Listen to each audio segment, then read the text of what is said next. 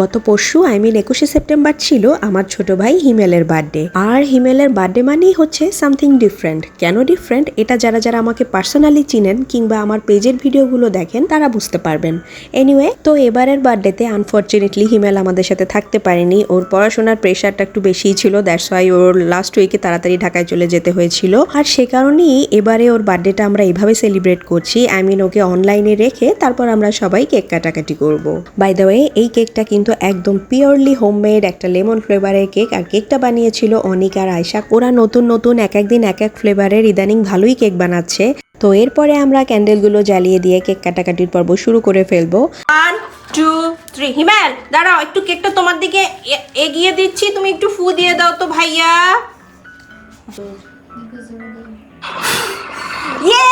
Happy birthday to Himel, happy birthday to Himel, happy birthday dear Himela, happy birthday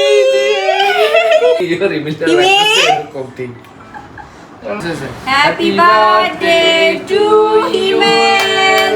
Happy birthday to Himel. Happy birthday to you. Happy birthday dear Himel. হিমেলের মুখে ধরো।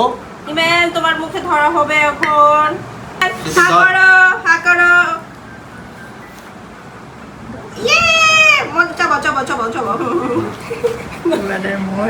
Finally cake কাটাকাটি is done. এখন cake খাওয়া খাইয়ের পালা। আর আমাদের cake খাওয়া খাইয়ে দেখে এই যে আরেকজন কান্নাকাটি শুরু করে দিয়েছে। সে কেক খেতে পারছে না, সে খুব আফসোস করছিল।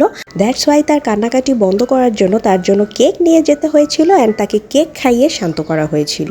চিন্তা করেন অবস্থা, এই যে তার অবস্থা। Yummy!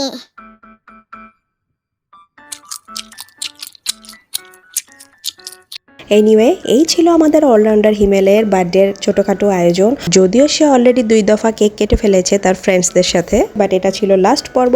তো কেমন লাগলো আমাদের কেক কাটাকাটির পর্ব আপনাদের সবাই কমেন্ট করে জানাবেন। দেখা হয়ে যাবে আমার অন্য কোনো ভিডিওতে। সেই পর্যন্ত সবাই ভালো থাকবেন, সুস্থ থাকবেন। আল্লাহ হাফেজ, টাটা।